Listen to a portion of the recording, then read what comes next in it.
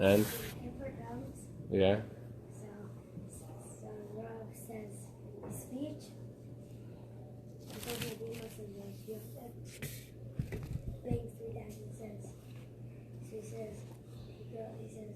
Ich bin a Talmud, and then with his name. Ich bin a Talmud, and it means am I a thief? So everyone says no. He said 3 times.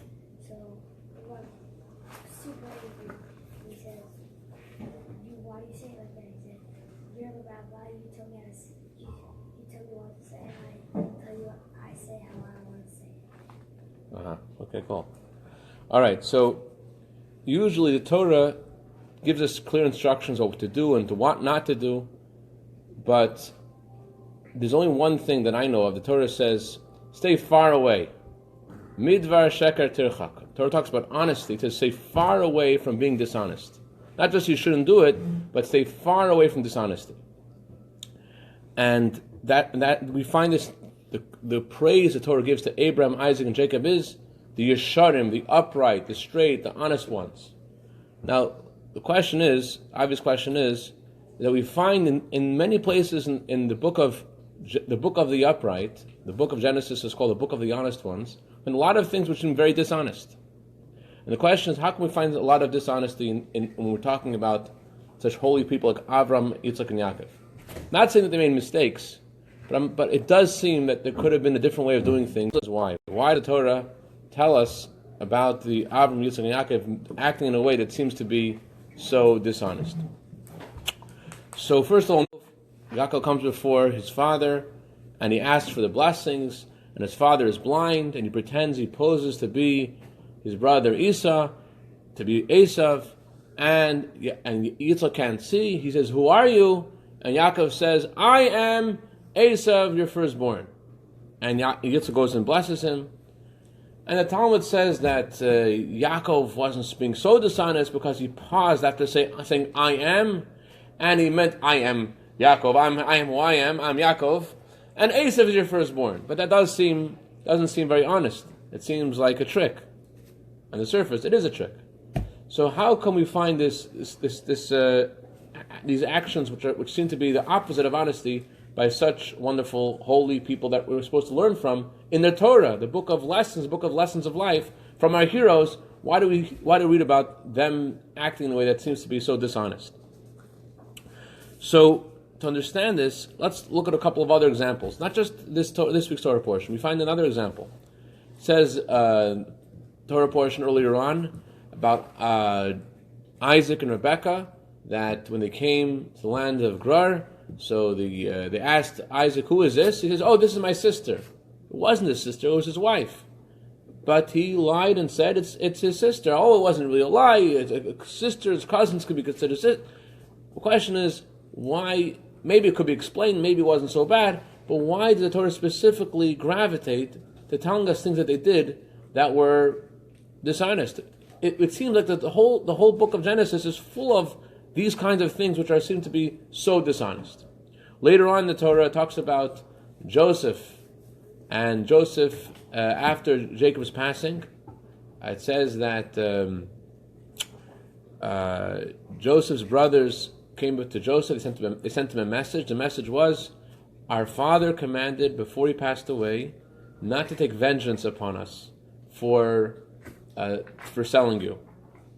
Did Jacob tell that to them before he passed away? No. They made it up. They said, Jacob said, make sure not to take any vengeance upon your brothers. He never said that. They just said that for the sake of peace, that they were afraid that maybe Joseph would try to take vengeance once Jacob passed away. So they made up that Jacob said, oh, don't do this. Jacob said to Joseph a message. It was a made-up message. It never happened. So how come again we find this seems to be the opposite of honesty by our forefathers? I'm not saying that what they did was wrong, Chas v'shalom. They don't need me to justify what they did. But the Torah could have said things in a way that the Torah could have presented the story without these parts of the story. And it seemed like the Torah was trying to teach us something. What the Torah teaching us by telling us all these acts of dishonesty? Yes, Yisrael. When soul, when like a Navi tells you to break Shabbos, he got in the rule from Hashem and you have to do it. Okay. So what? Yeah, that's when you learn.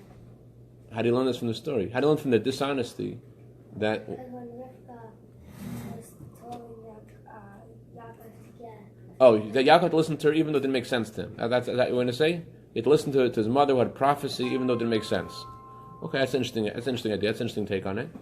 But before we figure out, we're going to present this idea in a very amazing way, in three different levels, both between ourselves and people in our lives, between the husband and wife, and between us and our divine mission, and how this concept of seemingly dishonesty has application in all areas of life.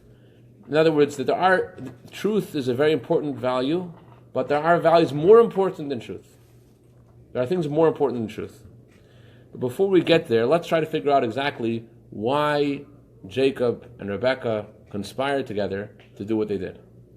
So Nachmanides says that the whole story of this week's Torah portion actually defends, the whole entire story is built around this act of seemingly dishonesty. How does the Torah begin this week's Torah portion?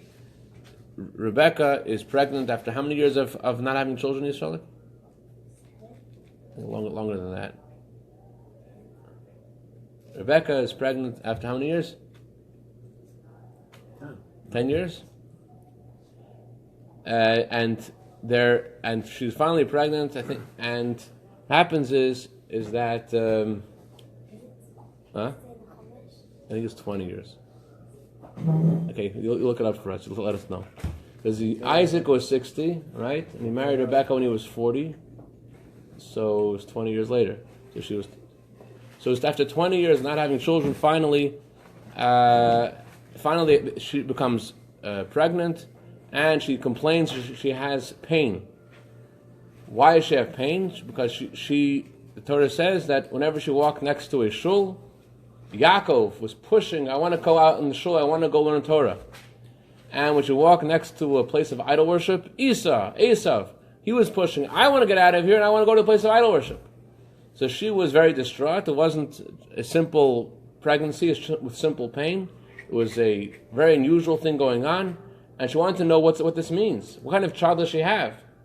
So she couldn't ask her husband. She couldn't ask her father-in-law, Abraham, who was still alive, Abraham.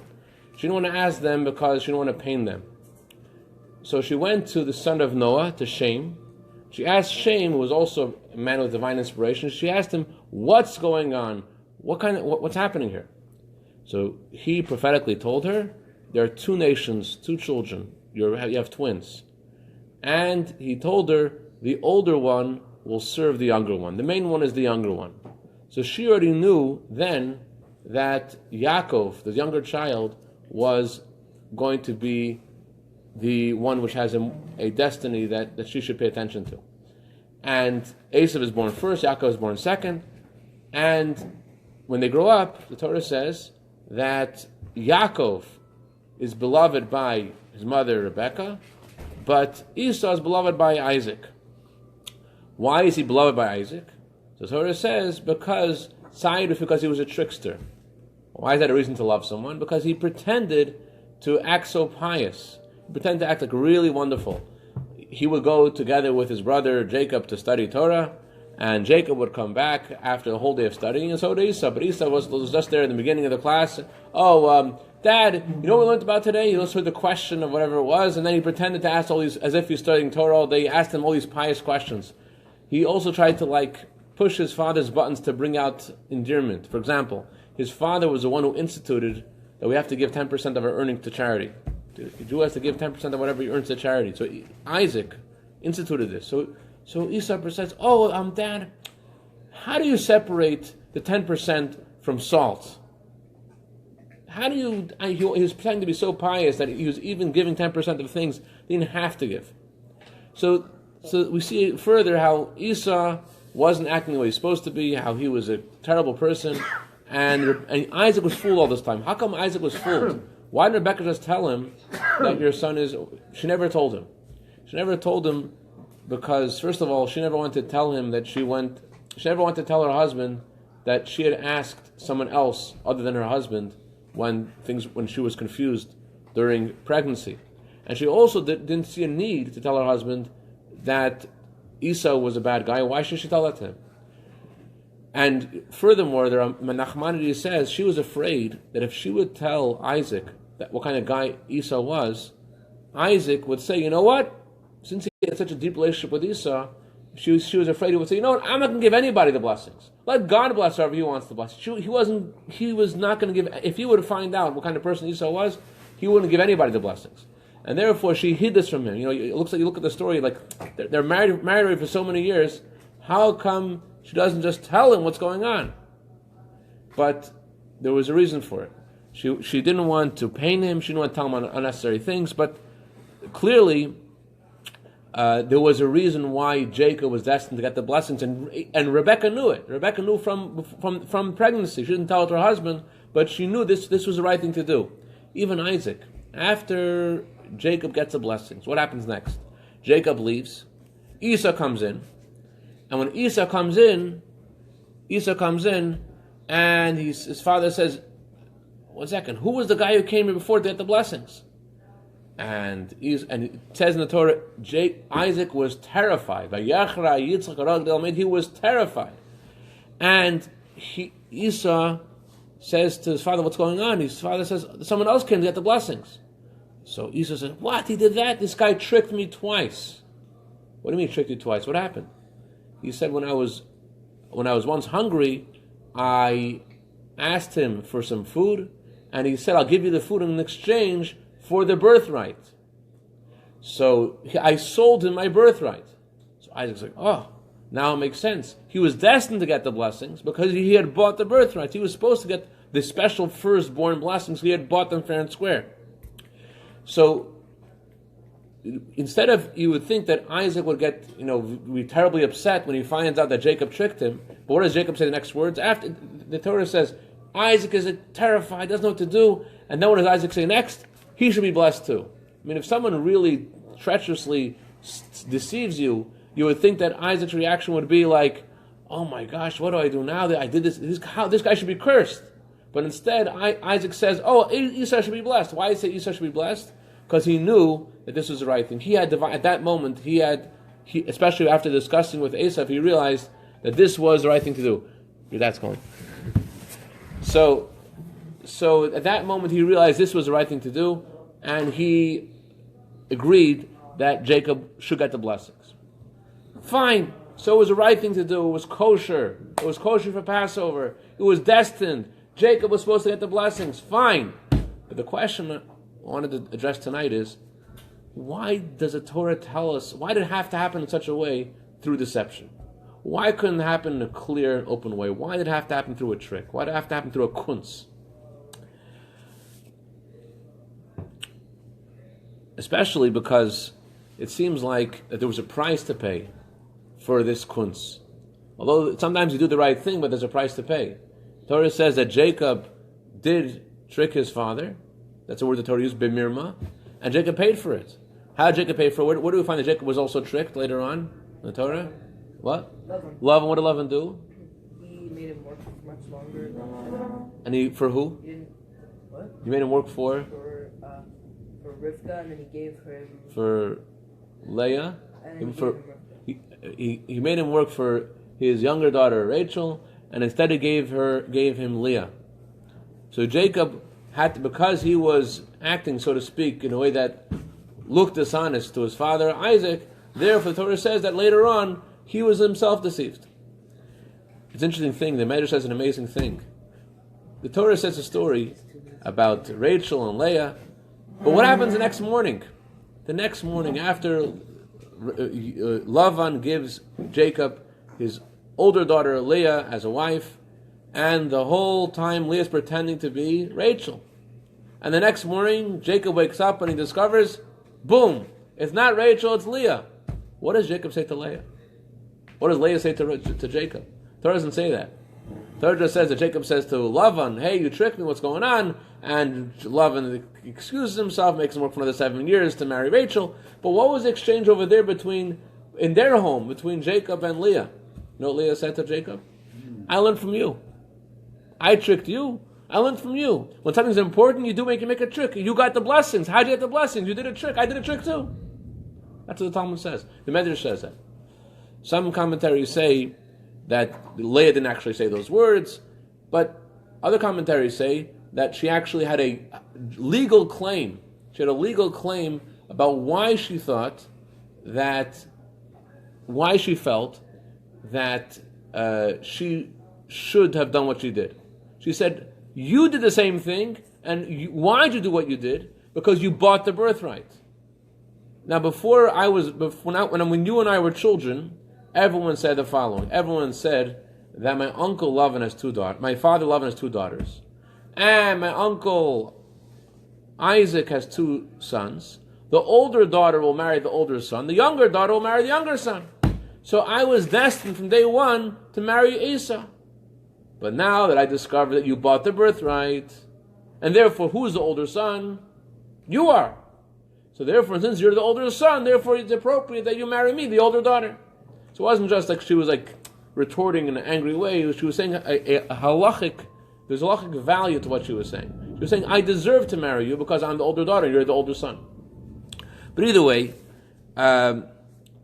we find that Yaakov furthermore was paid back for this act of apparent trickery.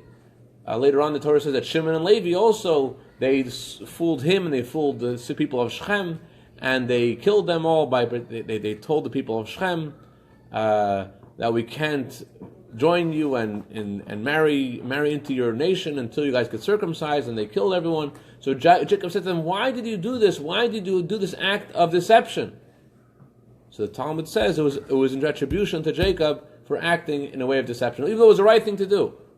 But the question we have is, thank you so much, Levi. Very kind words of you. Hey, Alan. David. Whoa. David, is that you, David? Whoa. Okay. So the question we have over here is, what is going on with the Torah telling us about our forefathers acting in such a deceptive way? What are we supposed to learn from it? We're supposed to learn what not to do? Don't act like them. Doesn't seem the Torah said they did something wrong. So why did it have to happen this way in a deceptive way? Finally, there was a way to explain it, and it was the right thing to do. What are we supposed to learn? That we're supposed to be deceptive? The Chozim Liblin, he writes that Yaakov is called Ishtam, a man of sincerity, a man of honesty, a man of integrity. Ishtam could also be described as a man of naivete. So the Chozim Lublin says he was called a master of naivete. When he needed to be naive, when he needed to be sincere, he was sincere. When he needed to hold his ground, he held his ground. So, but the question is, why are we hearing this story of deception? What is it we're supposed to learn from this? So the answer is, as I mentioned before, that the Torah itself tells us that there are times that there are values more important than honesty. For example, let's say you go to a wedding, and the chassan tells you, what do you think about my kala? And let's say you don't think his kala is that great. You say, well, I know better people. But, better you find out. Better let the guy find out early, Let the guy find out early. The kala, I've seen, they're better than that. What should you say? Let's say someone buys a Chevy, and you don't like the Chevys. What do you think about my car? What are you supposed to say? Are you supposed to tell him, well, what do you expect? You got a Chevy. Feel good. You're supposed to make him feel good. Well, the Talmud says, there's an argument with Beis Hillel. Beis Shammai says, say it the way it is. Describe the car the way she is. Describe the car the way it is. Beis Hillel says, and this is a halacha. Halacha follows the rule of Beis Hillel. You got to be nice to the guy. You got to make the guy feel good. You got to tell the guy that you have the most wonderful kala. You have to tell the guy the most wonderful car. You have to make the guy feel good. So, Watch your video. Similarly, what do you do if let's say you walk into a room and a husband says a disparaging remark about his wife, and you heard it. Then his wife comes in and says, what did my husband say?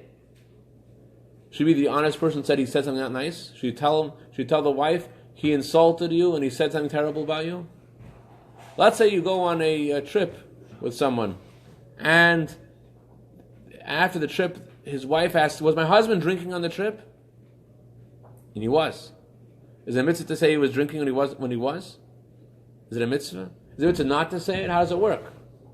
When do you say, when you not say? When do you say the truth, when do you not say the truth?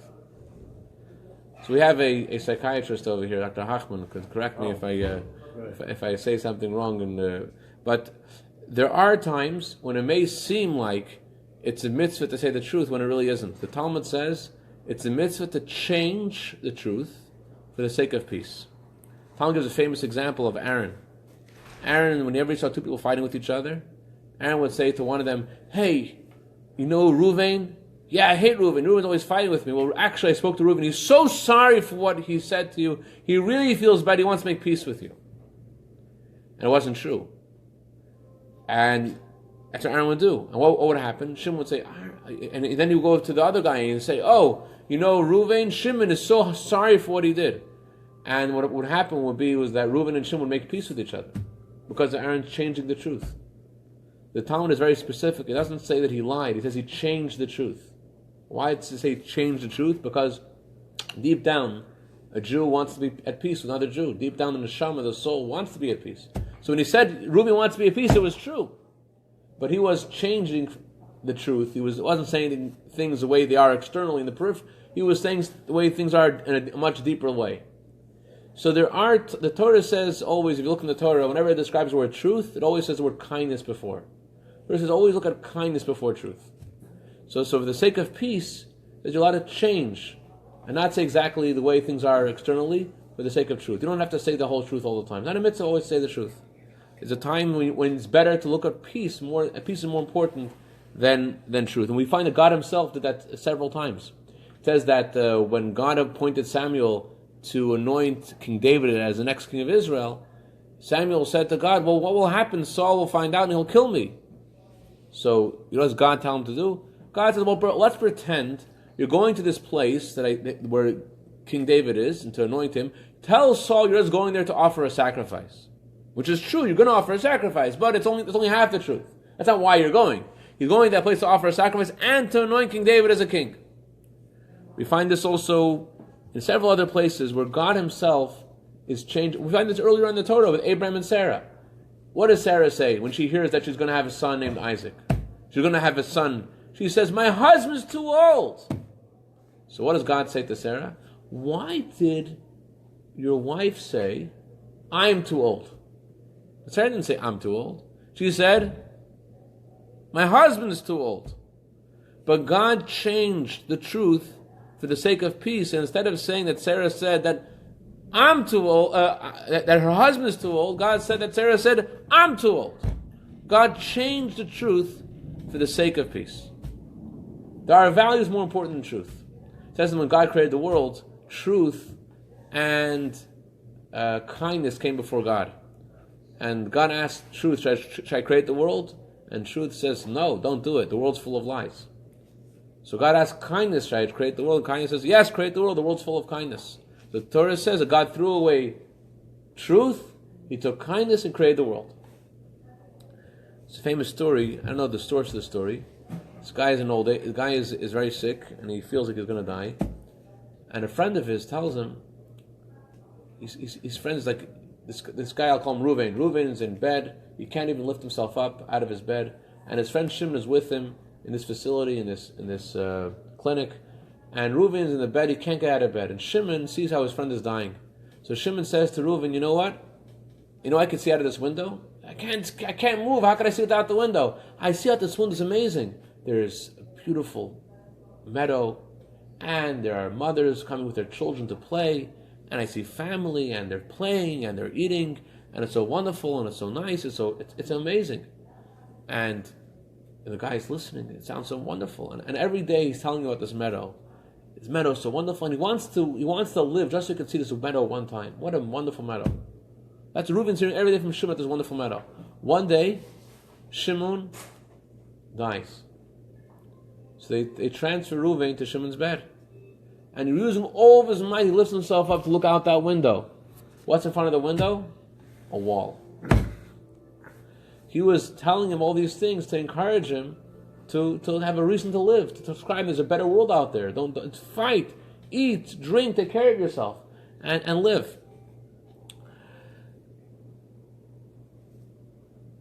So in regards to a husband and wife, the Torah says, in regards to people in your life, they don't always need to hear the truth. No one has to know always what you know. But it goes much further than that. The Torah specifically is telling us about all these acts of deception, because really a Jew's mission in this world involves a lot of deception. What do I mean? There was a Jew his name is Meir Zeiler. He owns a textile company, and he was going to this show in Europe, a clothing show, and it was only a very short show, Wednesday to Shabbos to Sunday, and he told the rabbi that it's a little bit strange in this show. He puts up a sign on their booth on Friday that they're closing 2 o'clock on Friday because they observe the Sabbath. It looks very weird because it's a very short show, and the fact they observe the Sabbath is very weird. In this particular place in Europe, they're the only ones that does it. He mentioned this to the Rebbe. The Rebbe said they shouldn't put the sign up on Friday. They should put the sign up on Wednesday. They should write on Wednesday, our store, our booth will close early on Friday, because that way people will come earlier. They'll know you guys are leaving early on Friday. They'll come to you before anybody else, because they know, this booth we're going to miss out on Saturday. But also, on a deeper level, the Rebbe is basically telling him, you know why you're here in this show? You got to, as soon as you get there, announce, I keep Shabbos. There's a higher purpose, there's a meaning of what you're doing. A neshama comes into a body. A neshama coming into a body, a soul coming into a body, is like Jacob wearing the clothing of Esau. Jacob wears the clothing of Esau. Jacob dresses like Esau. So too a soul comes into a body and has to deal with bodily things. Has to deal with the financial, has to deal with the social, has to deal with all kinds of things which are the clothing of Esau. So Torah tells us you have to know that you have to have a higher purpose in mind. You have to realize that wherever you are, whatever you're doing, there's a higher... And it looks like deception. You're wearing the clothing of Esau, but you are using the voice of Jacob. And the Torah is saying that's what life is about. The Torah is telling us all these stories about these acts of deception for the purpose of us to bring home to ourselves. We have to know that wherever we're doing in this world, don't look at the outside. There's a deeper meaning. What's the word Yaakov in Hebrew means deception. What a rotten name to name your child. Imagine naming your kid Lie. My son's name, what's your son's name? Liar. Well, why would you name a kid Liar? And the answer is because an neshama comes to the world and he has a deeper meaning to his life than what meets the eye. A Jew goes somewhere, not for the purpose of just what we think it is, it's to spread Torah, wherever we are. Right now in New York, all the Rebbe's emissaries throughout the world, 5,000 people are getting together to discuss how to prepare the world for coming Mashiach. And I have friends of mine in India, in Japan, and all over the world. We were studying yeshiva. I got lucky, got to go to Los Angeles. The friends of mine are going to really hard places to do these missions. But the point is, wherever and their kids grow up, they speak Russian, they speak Chinese, they speak French, wherever they are, and they're getting involved and they're connecting with the community. But there's something higher, something deeper, and that's not just true for rabbis living in far out communities. Each of us goes out, and on Shabbos, for example, on Shabbos we all wear black pants and white shirts, whatever we wear, and we're connected. We're souls. And then on Monday, he's a doctor. He wears doctor's clothing. He's a lawyer. He's a baker. Everyone has their own clothes. That's just the outside. That's deception. It's not what it's about. We're Jews. What's in Hebrew? The Jewish people, it says in the Talmud, God wears tefillin. We wear tefillin. God wears tefillin. What does it say in God's tefillin? Our tefillin, it says Shema Yisrael. What does it say in God's tefillin? One nation in the earth. We're a unique nation. That's a simple meaning. One nation in the earth also means that our essence is the oneness of Hashem. We're goy, we're a nation that is echa, that feels the oneness of Hashem. Even when we are involved, ba'aretz, even when we're involved in the most earthiest places, most earthiest things, we feel the oneness of Hashem whatever we're doing. That's the idea of Yaakov. The idea of seeing the higher purpose in wherever you are, until Mashiach comes, and when this will be seen, that Hashem will reveal Himself in the world, and we'll see the purpose of everything. Instead of us having to remind ourselves to say a bracha shakol Mashiach comes, we'll see it with our eyes. So I'll tell you one short story about the value of sometimes the Torah does subscribe to acts of deception when you're dealing with someone who is deceptive. There was this Jew who was before Shabbos. He needed to put his wallet away somewhere. He was traveling and he needed to put his wallet away. I'll put it in the wagon. The wagon is all these suitcases. I'll stick it between the suitcases. No. And he puts his wallet between between the suitcases. And he was just coming back from a long business trip, and his family was waiting for him. He was coming home for Pesach. And after Shabbos, he goes back to the suitcases. The wallet's gone. Who took it? It must have been the wagon driver who took it. He says, guys, please, it's all I have. Please let me have it back. You Ganav, you saying I'm a Ganav, you're a Ganav. How dare you call me a thief? You know what to do. He went to the rabbi. Rabbi says, don't worry, I'll take care of this.